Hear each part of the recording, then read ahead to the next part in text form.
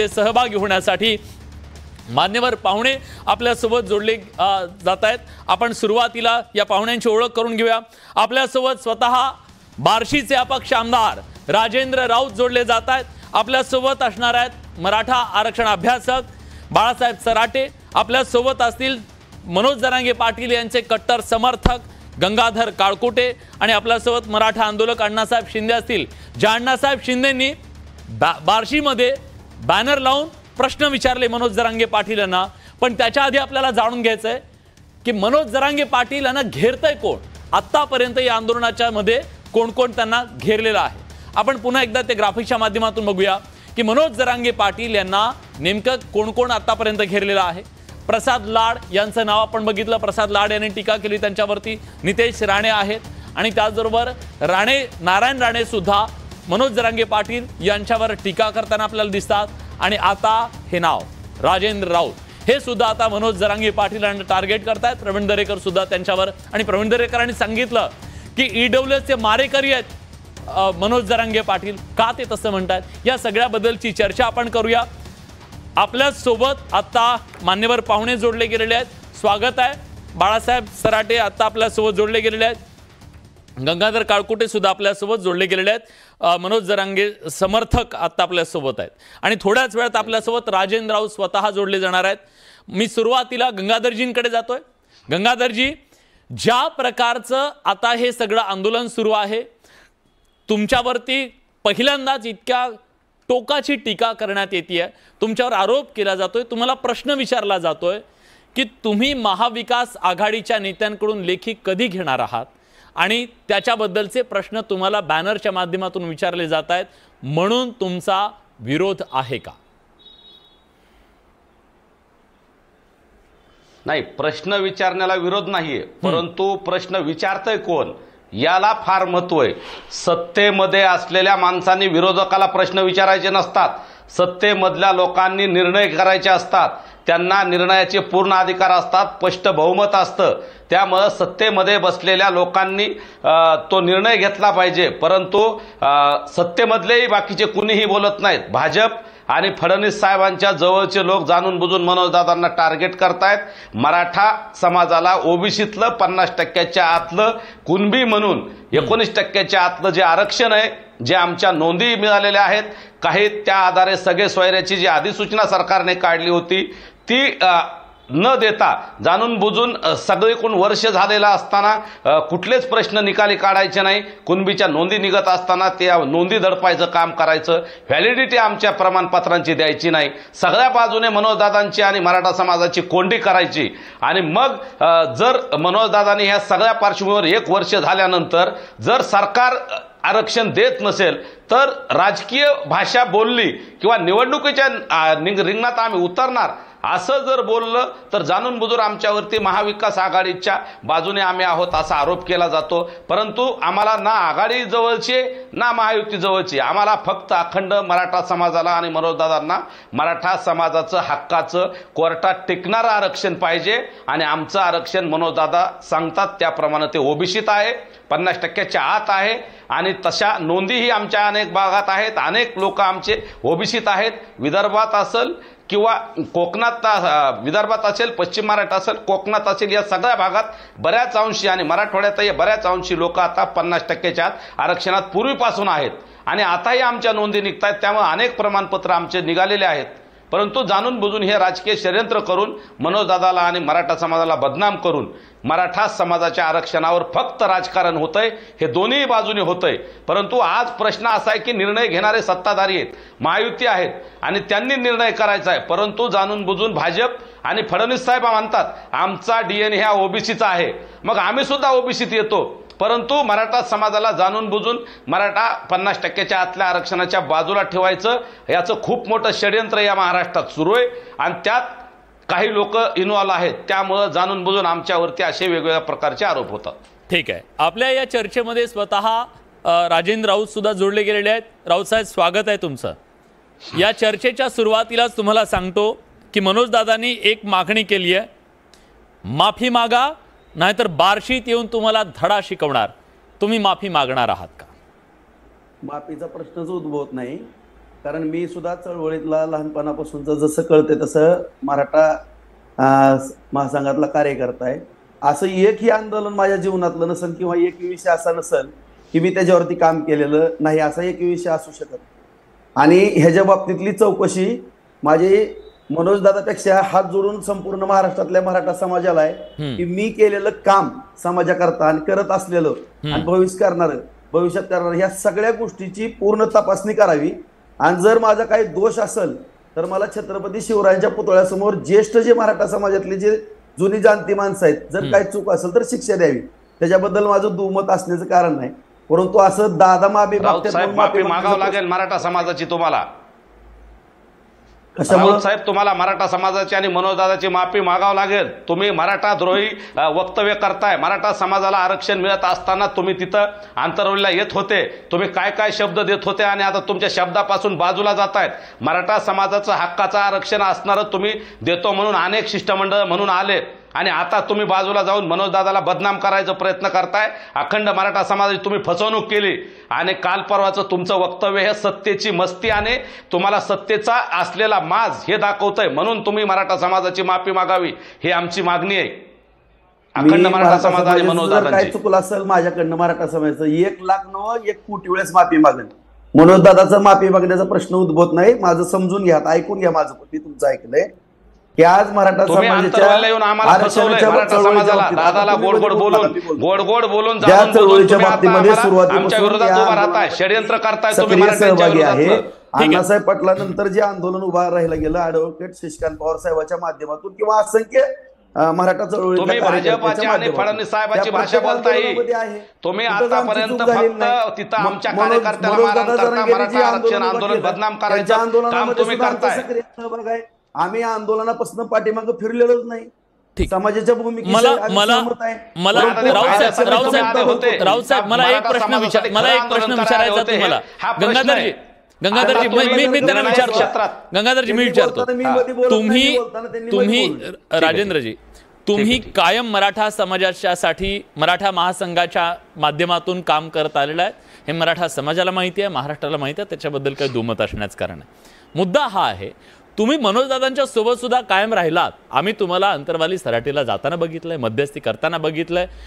हे सगळं होत असताना असं नेमकं काय झालं की आज तुमच्यापर्यंत एकमेकांवरती इतकी टीका केली जाते एकमेकांवर?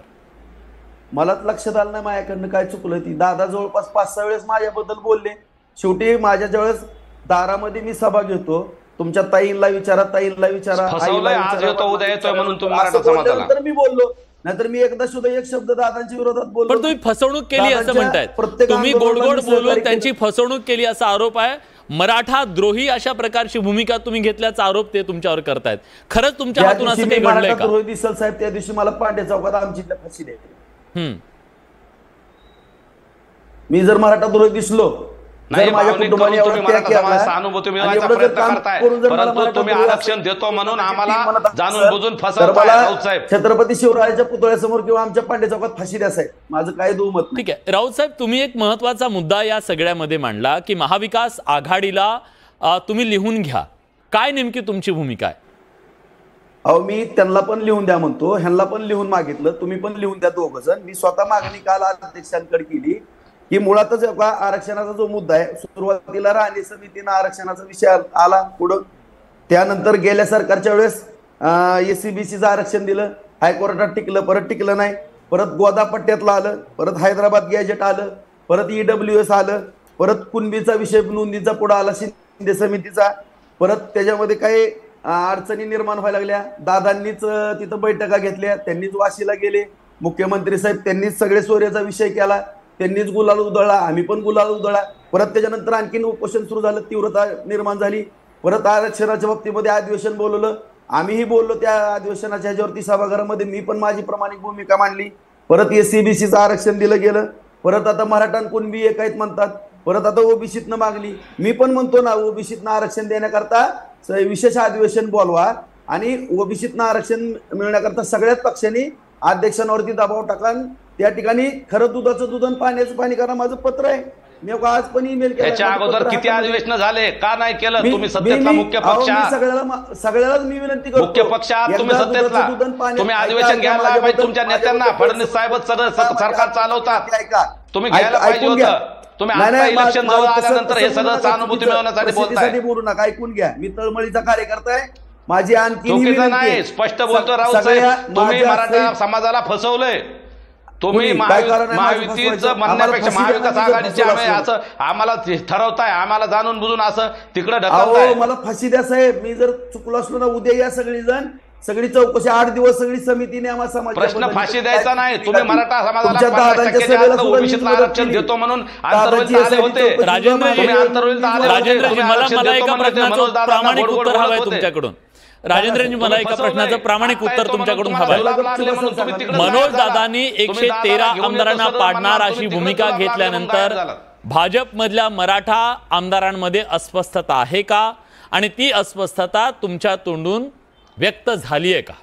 माझा थेट सवाल आहे. अजिबात नाही साहेब. मी ऐकून घ्या. दादा एवढ्या दिवस झालं बोलले, मी एक शब्द तर बोललो का? माझं पूर्वीचं सगळं रेकॉर्ड काढा साहेब, सगळंच रेकॉर्ड काढा. ज्या दिवशी व्यक्तिशा डायरेक्ट माझ्या दारात येऊन सभा घेतो, माझी इथली विरोधकातली लोक तिथं जातात साहेब, त्या दादांचं काहीतरी कान भरतात, दादा थेटच राजकारण करायला लागले. काल पण दादा म्हणले त्या राजेंद्र राऊतापेक्षा सोपल तुम्ही महाविकास आघाडीच्या बद्दल आम्हाला. ठीक आहे, मला या चर्चेमध्ये बाळासाहेबांना घ्यायचंय. महाविकास आघाडीचं लिहून आणा कसं काय म्हणता? कुणाला सगळ्यांनी महाविकास आघाडीचं लिहून आणण्यापेक्षा तुम्ही निर्णय घ्या ना सरकार म्हणून. अगोदर सरकारने दादा म्हणते तसं करा. मी बाबा माणूस आहे, मी सरकारला तुमचा एखादा प्रकल्प तुम्हाला आणायचा असला तर तुम्ही लिहून घेता का तुमच्या विरोधाचं तिथं मतदारसंघात एखादं काम आणताना? गंगाधरजी मला आपण चर्चा थोडीशी पुढे नेऊया. लिहून घेता का तुम्ही? डायरेक्ट निर्णय घेता तसा घ्या ना डायरेक्ट निर्णय. मनोज दादा म्हणतात आम्हाला राजकारणात जायचं नाही, तुम्ही निर्णय घ्या. विरोधकाची वाट कशाला बघता? गंगाधरजी एका प्रश्नाचं उत्तर द्या. गंगाधरजी तुम्ही पण एका प्रश्नाचं उत्तर द्या. गंगाधरजी तुमच्याकडून मला जाणून घ्यायचंय, मराठवाड्यात आपल्या मराठवाड्यामध्ये राष्ट्रवादी काँग्रेस, शरद पवार साहेबांच्या पक्षाचे किंवा इतर विरोधकांचे सुद्धा जे कोणी नेते आता मधल्या काळामध्ये आले, त्या सगळ्यांना मराठा समाजाने प्रश्न विचारला ना की आम्ही तुम्हाला लोकसभेला मदत केली, तुम्ही सांगा तरी एकदा की तुमची भूमिका आहे की नाहीये, आम्हाला ओबीसीतून आरक्षण द्यायचं की नाही हे तुम्ही एकदा सांगा तरी. ते सांगत नाही, मग त्यांना प्रश्न विचारणं म्हणजे चुकीचं काय? नक्की त्यांना सुद्धा जाब विचारलाय. मराठवाड्यात बघा सगळ्याच्या सभा झाल्या, सुप्रिया सुळे आलत्या, अमोल कोल्हे आले होते, त्यांनाही जाब विचारलाय मराठ्यांनी तिथं जाऊन. आणि अजित पवार गटाचे लोक आले, त्यांनाही जाब विचारलाय तुमची भूमिका काय म्हणून. परंतु सरकार हे निर्णय घेणारं असतं. आम्हाला अपेक्षा आहे फडणवीस साहेबाकडून, शिंदे साहेबाकडून आणि अजित पवार साहेबाकडून. आणि फडणवीस साहेब हे भाजपचा मुख्य घटक आहेत. भाजप केंद्रात आहे, भाजपाने मनात आणलं तर काही होऊ शकतं. ठीक आहे, आणि ते एका मिनिटात निर्णय घेऊ शकतात.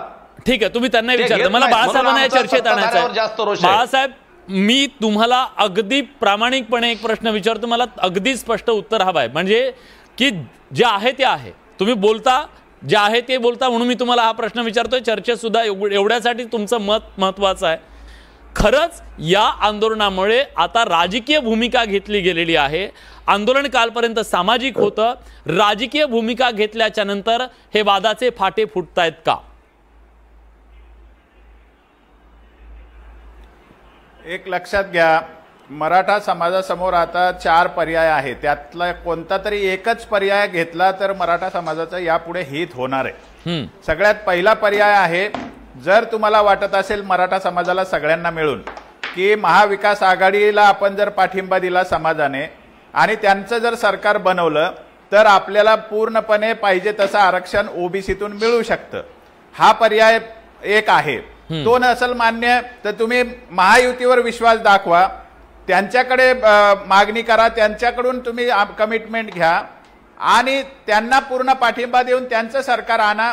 आणि हा एक पर्याय आहे. किंवा तिसरा पर्याय आहे की जरांगे पाटलांनी एक मराठा समाजाचा समावेशक पक्ष तयार करावा आणि त्या पक्षाच्या माध्यमातून सगळ्या जागा लढवाव्या आणि त्या पक्षाच्या माध्यमातून सगळे घटक जसे छत्रपती संभाजीराजे आहे, बच्चू कडू आहे, शेट्टी साहेब असतील किंवा आनंदराज आंबेडकर असतील, असे सगळे लोकाभिमुख जे घटक आहे, संभाजी ब्रिगेड सुद्धा त्यात घेता येईल अशांचा एक पक्ष करावा आणि त्याच्या माध्यमातून निवडणुका लढवाव्या आणि मनोज जरांगे पाटलांना मुख्यमंत्री करावं आणि त्याच्या माध्यमातून समाजाला पाहिजे ते आरक्षण द्यावं.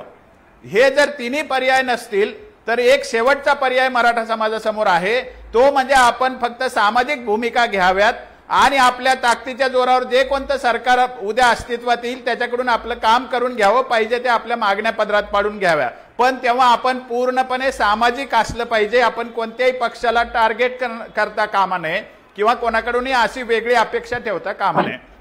या चारपैकी जर कोणताही एक तुम्ही जर पर्याय निवडला नाही तर तुमच्या मराठा समाजामध्ये आता जे दुफळी दिसते ही पुढच्या काळामध्ये अनेक फळ्या समाजामध्ये दिसण्याची खूप दाट शक्यता आहे.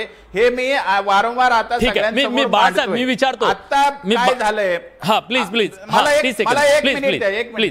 एक मिनिट द्या. आता काय झालंय, मराठा समाजाचाच पक्ष करण्याचा प्रयत्न चाललेला आहे आणि मी मराठा समाजाचा पक्ष आहे, मी मराठा समाजाचा प्रमुख आहे आणि मला कोणीही चॅलेंज करायचा प्रयत्न केला तर तो मराठा समाजाचा दुश्मन आहे आणि त्याला मी जिवंत ठेवणार नाही. अशा भूमिका या राजकीय भूमिका आहेत आणि या राजकीय भूमिका कोणीही जरी घेतल्या तरी त्याला दुसरी बाजू येणारच.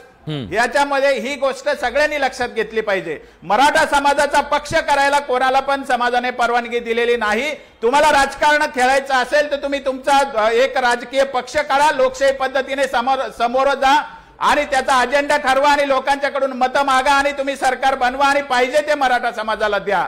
पण तुम्ही केवळ मराठा समाजाचे आम्ही आहोत, मराठा समाजाचे आम्ही आहोत असं म्हणून एखाद्या पक्षाला टार्गेट करत असाल किंवा एखाद्या व्यक्तीला टार्गेट करत असाल तर स्वाभाविक आहे त्यांच्या अस्तित्वाची लढाई सुरू होते आणि त्याच्यातून मग या सगळ्या क्रिया प्रतिक्रिया सुरू होतात.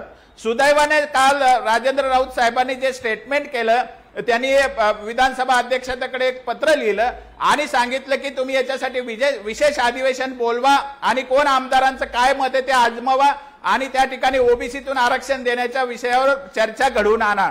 आज जरांगे पाटलांनी त्यांना पाठिंबा दिलेला आहे. हे समाजाचं खरं म्हणजे भाग्य आहे. त्यामुळे आपण या गोष्टीला एक लक्षात घेतलं पाहिजे की राजकीय आता इलेक्शन समोर आलेले आहेत. एखाद्याने जर एखाद्या पक्षाबद्दल किंवा नेत्याबद्दल जर राजकीय भूमिका घेतली त्याची प्रतिक्रिया मी विचारतो काळकुटेजी खूप महत्वाचा मुद्दा मांडलेला आहे. मराठा समाज म्हणजे एक पक्ष करण्याचा हा प्रयत्न आहे का आणि तसा तुम्ही तुमच्याकडून होतोय का? दुसरं म्हणजे तुमचं स्वतःचा पक्ष काढणार आहेत का तुम्ही? अजून तसं काही ठरलेलं नाही. मला वाटतं सराटे साहेब तुम्ही नीट अभ्यास करा, खोलात जा, दादाचे भाषण ऐका. तुमच्यासारख्या अभ्यासकाकडून ही अपेक्षा नाही. तुम्ही समाजात फूट पाडणारं वक्तव्य करू नका. अजूनही दादांनी कुठलेही इलेक्शन लढवणार किंवा नाही याच्यासाठी बैठक घेणार आहेत मराठा समाजाची आणि त्यानंतर लढवायचं का नाही हा निर्णय घेणार आहेत. एवढंच फक्त दादा बोलले तर या राजकीय पक्षाच्या लोकांना आत्ताच त्यांचा तिळपापड व्हायला लागलाय. खरंच जर मराठा समाज राजकारणात आला तर आणि पक्ष तर काढायचं लांब, दादाने फक्त मराठा समाज म्हणून लढू शकतो किंवा नाही याच्याबद्दल समाजाला विचारण्याचं ठरवलंय. फक्त जाणून बुजून ओबीसी समाजाचीच फक्त बाजू सत्तेतल्या लोकांकडून घेतली जाते. भुजबळांना आमच्या अंगावर सोडलं जातं, हाकेला तिथं आणून बसवलं जातं. जाणून बुजून बाकीचे ओबीसी नेते दादाला टार्गेट करतात, बाकीचे भाजपचे नेते टार्गेट करतात. फडणवीस साहेब उपमुख्यमंत्री पदासारखा एका महत्वाच्या पदावर असलेली व्यक्ती, त्यांच्याबद्दल त्यांना कळायला पाहिजे. ते अण्णासाहेब शिंदे आपल्या सोबत जोडले गेले. काळकुटेजी अण्णासाहेब शिंदे आपल्या सोबत जोडले गेले आहेत. अण्णासाहेब तुमची काय मागणी होती? तुम्ही एक प्रकारे मागणी केली आहे मनोजदादांकडे की तुम्ही स्पष्टता आणा तुमच्या भूमिकेच्या बद्दल. काय तुमचं नेमकं म्हणणं आहे? माझा वेळ संपत आला म्हणून मी अगदी थोडक्यात सांगा.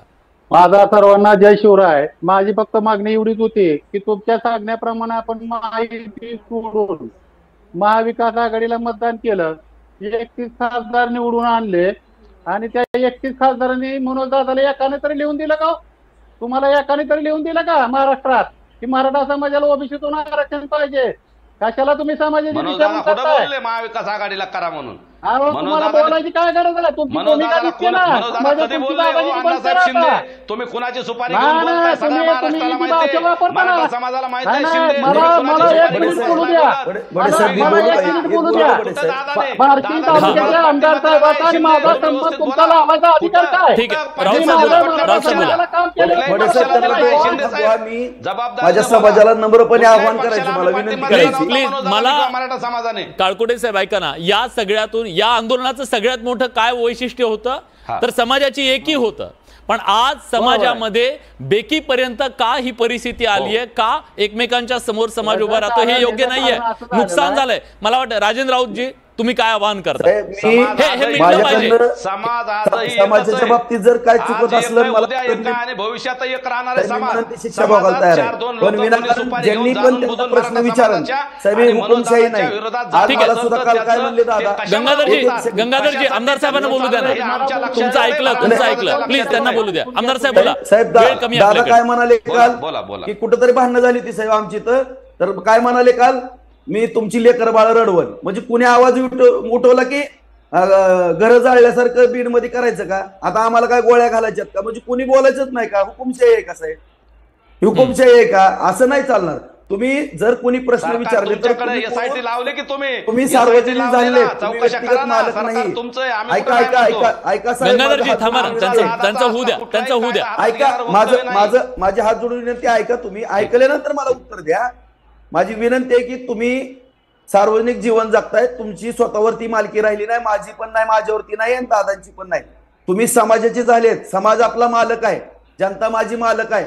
आपण कसं पण वागून नाही चालणार. कुणाला शिव्या देऊन, मुख्यमंत्र्याला शिव्या दे, जजला शिव्या दे, कुठल्या पण आमदार खासदार सामान्य जनतेला नका देऊ, नका शिव्या देऊ. तुम्ही धमक्या देऊ नका. बघतो, ठेवतो, दाखवतो, हिसाब पूर्ण करतो म्हणजे काय? तुम्ही खून करणार का आमचे? सरकारनं गंभीर दखल घ्यावी बडे साहेब ह्याची. असं जर असेल तर उद्या जर यांच्या वक्तव्यामुळे, चेतवणीकर वक्तव्यामुळे कुठं एखादा हल्ला झाला आमच्यावरती किंवा बऱ्याच जणांना शिव्या देणं फोनवर, माझ्यासारख्याला सुद्धा साहेब 3 दिवस झालं फोन केले जातात, शिवीगाळी केली जाते.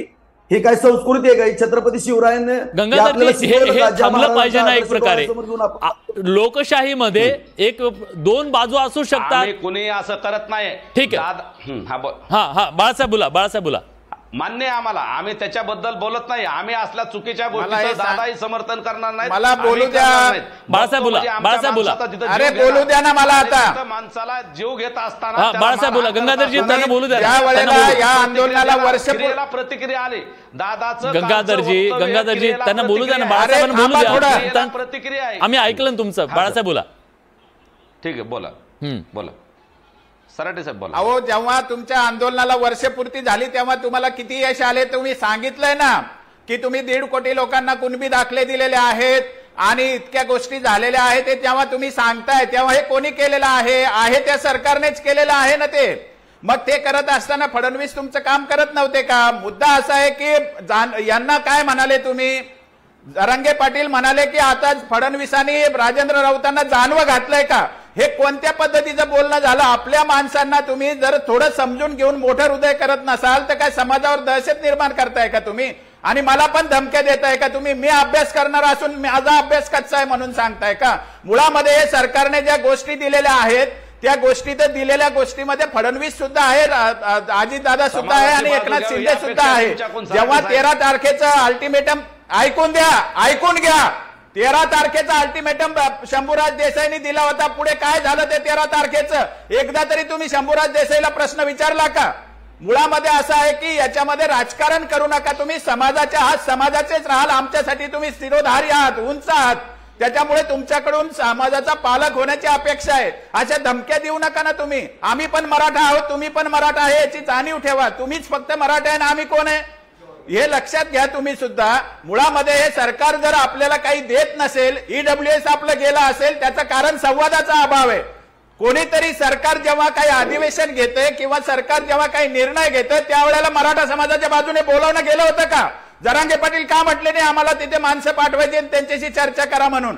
म्हणजे ज्या वेळेला सरकार काही करतंय त्यावेळेला आपला तिथे कोणी माणूस नसतो. त्या सरकारशी कोणी संवाद करत नाही आणि मग झाल्यानंतर आपण म्हणतो सरकार चुका करतंय। मुळामध्ये आपण सरकारशी संवाद केल्याशिवाय, सरकारला 4 प्रश्न मांडल्याशिवाय, लिखित स्वरूपात त्यांना ते पटवून दिल्याशिवाय आपण कशी मागणी पत्रात पाडून घेऊ शकतो? बरोबर। तुम्ही म्हणतात ओबीसीत पाहिजे तर तुम्ही एक निवेदन द्या।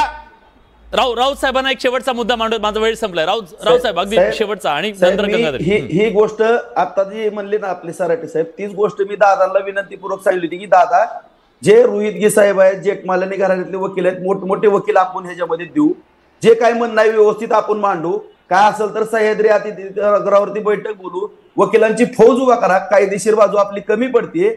माझी विनंती की आम्ही सगळे वर्ष झालं ना, वर्ष होऊन गेला, बैठका कशाला घेता साहेब? दादांचं मला उत्तर निर्णय घ्या ना, जज पण मी आधी सूचना काढली त्याच्यावर निर्णय घ्या ना। आम्ही राजकारणात येत नाहीत, आधी सूचना काढली त्याच्यावर निर्णय घ्या। माझ्या समाजासमोर माझी नम्रतेची विनंती असं करू नका। तुम्ही निर्णय तुम्ही करायला नुकसान समाजाचं। राऊत साहेब, तुमच्यासारखे सत्तेतले लोक सर्वपक्षीय राज्य करते। माझं आणखी 15-20 वर्ष आयुष्य, मी 2 दिवसात मारून टाकतात मला, दुसरं काय करणार आहोत तुम्ही? नाही, महाराष्ट्रामध्ये नाही, महाराष्ट्राच्या ते हिताचं नाहीये अशा प्रकारे, आणि मराठा समाजाच्या साठी सुद्धा हे योग्य नाहीये। 4 दशकांचा हा लढा आहे। आज कुठेतरी समाज एका आशेने एकत्र आलेला आहे, त्यात अशा प्रकारची फाटाफूट होऊ नये ही सामान्य मराठा समाज बांधवाची अपेक्षा आहे।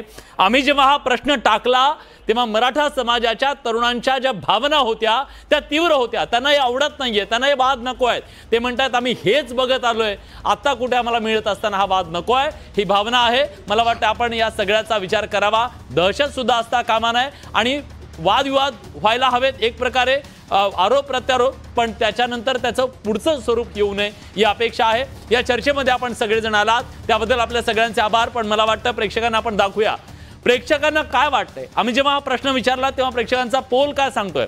प्रेक्षकांना जेव्हा आम्ही हा प्रश्न विचारला की राजेंद्र राऊत यांनी एक प्रकारे मनोज जरांगे पाटील यांना आव्हान उभं केलंय का, तर प्रेक्षकांना असं वाटत नाहीये की ती आव्हान उभं केलंय। फक्त 34% लोक म्हणतात होय, तर 66% प्रेक्षकांना असं वाटतंय की आमदार राजेंद्र राऊत